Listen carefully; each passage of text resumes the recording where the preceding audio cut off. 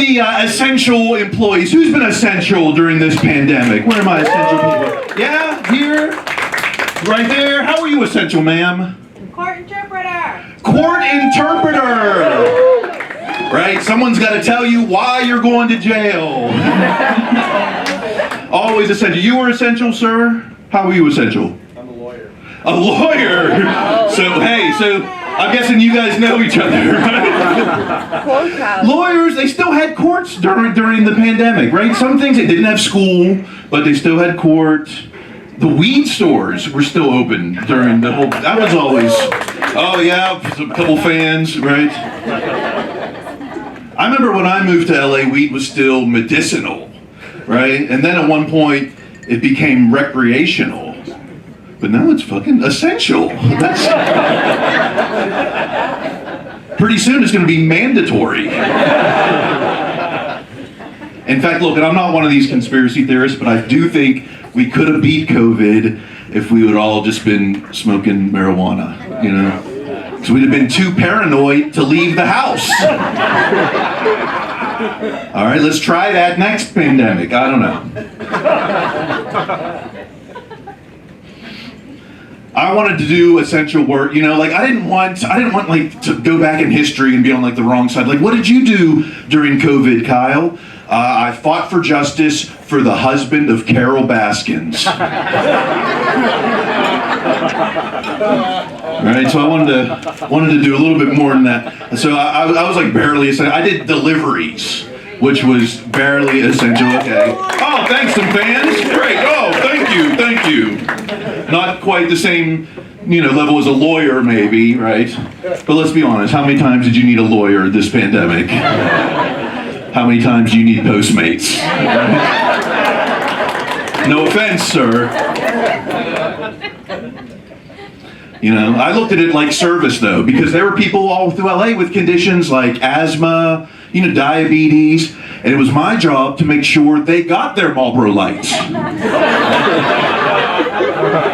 Essential delivery hero. Where's my statue? You know, delivery people right alongside nurses and, you know, all the grocery workers, right? Sure, a nurse will save your life, but is life even worth living if dinner didn't come with enough ranch? Delivery heroes. In fact, all throughout history, delivery people have been disrespected, right? Yes. Thank you.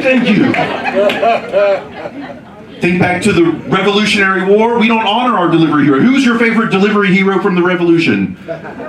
Paul Revere.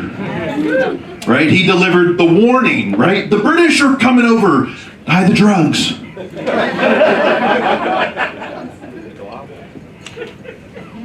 Moses was a delivery hero.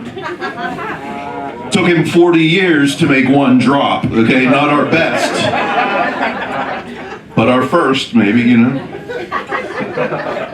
Believe me, if the chosen people were in my Toyota Matrix, promised land in 30 minutes or less. Unless you're out in Ventura, a little bit longer. But I delivered to Ventura, to Pasadena. I'm like the Omar Little of the Valley. I got all this territory. Okay. Can I spill some tea on some celebs I delivered to?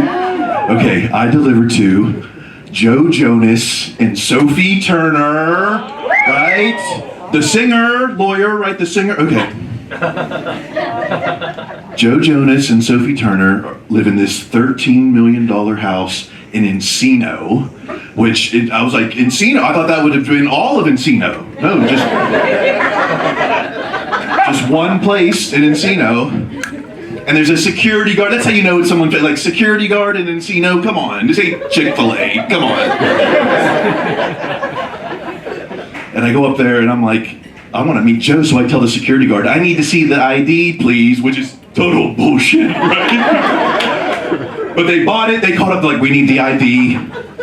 The gate opens up. I'm like, oh, I'm gonna get to meet, right? I'm like, what? And out comes some dude named Ian. They said his assistant. There's no Ian Jonas, right? Even I know that. There's Joe Jonas. There's Nick, Bashful, Don Donnie. There's always a Donnie, right? No Ian. So I didn't get to meet Joe Jonas, but I met his ID. Still fuckable, I tell you. All right, thanks guys. I'm Kyle Price. I'll see you. Bye.